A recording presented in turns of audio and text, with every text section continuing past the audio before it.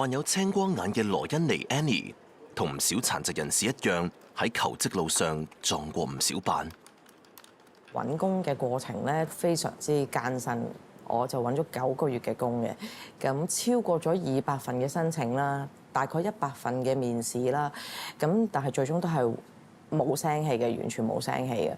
我當時我都好迷茫，我都唔知點解啊，係咪真係啱咧？我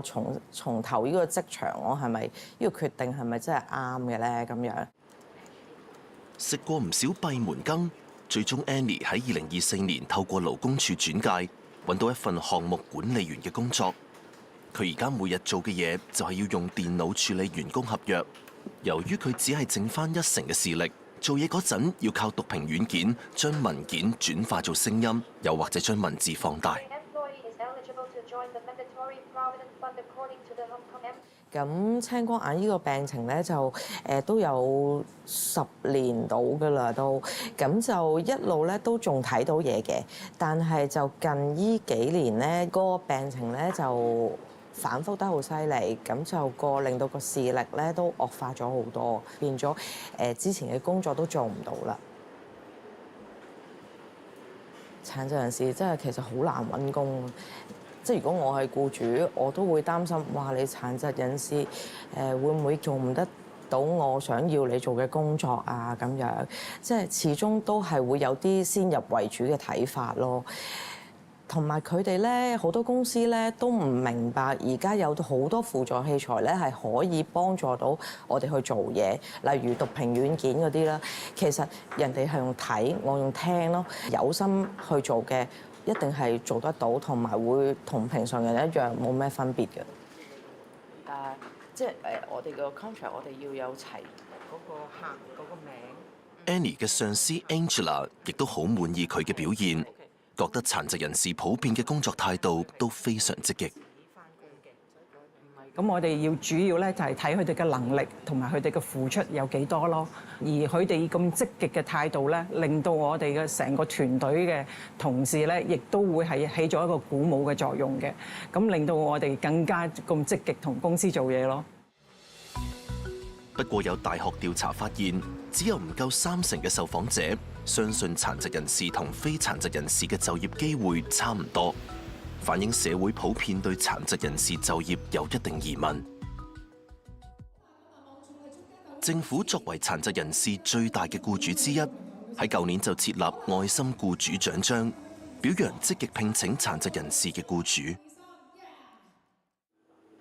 而過去3年，勞工處嘅展能就業科已經錄得超過7000個殘疾人士成功就業個案。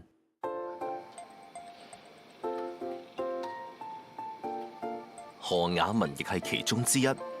屬於輕度智障嘅佢，而家係公共圖書館嘅外判資料整理員。佢同時亦係一位殘疾運動員，喺2017年特殊奧運世界賽代表香港參加雪鞋競走比賽，仲攞到金牌。雅文話：呢一份工作唔單止幫到屋企，亦都幫到佢繼續追夢。我會努力俾家到屋企人，幫我補家庭嘅開支，同埋我嚟買運動用品，同埋參加訓練，支持我哋夢想。咁透過同雅文佢到合作，其實我覺得佢都可以勝任到可能一般人做到嘅工作咁樣啦，甚至可能係做得更加好咁樣嘅。殘疾人士其實都冇話特別需要去特別 care 之類啊，咁其實都可以好似一般人咁樣對待嘅。咁我哋嘅理念係，我哋相信咧，天生我材必有用。我哋相信每個嘅僱員啦，佢只要有能力，亦都有個想法係想工作咧，我哋都希望提供到機會俾到佢哋咁樣嘅，係啦。咁所以其實公司咧，亦都好希望將呢個文化再去推廣起嚟咧。其實係特別去成立咗一個共融就業支援嘅團隊。咁除咗去內部去支援我哋唔同嘅部門去招聘或者聘用一啲殘疾人士之外咧，其實我哋都會鼓勵，亦都去推廣翻呢個就業支援服務咧，去俾到我哋嘅僱主網絡啦，我哋嘅客戶咁樣嘅。呢間公司而家聘請咗19個殘疾嘅員工，公司亦都為殘疾嘅員工提供相應嘅設施，減低佢哋工作時候遇到嘅障礙。佢係一位視障嘅人士啦，咁我哋都會特別咧去添置翻一個係第一啦，係低藍光認證咗嘅顯示屏啦，而且呢個顯示屏咧係一個唔閃爍嘅，對佢個眼睛咧係有個保護嘅作用喺度咁樣嘅。因為我哋本身自己內部都有聘用輪椅人士啊，走廊嘅闊度啊，同埋出入口嘅一啲嘅安排啊，我哋都特別去設計咗。甚至乎咧嗰個水機咧，可能就住視障嘅朋友啦，我哋咧都係特別去添置咗係一個係有特製嘅按鈕嘅水機。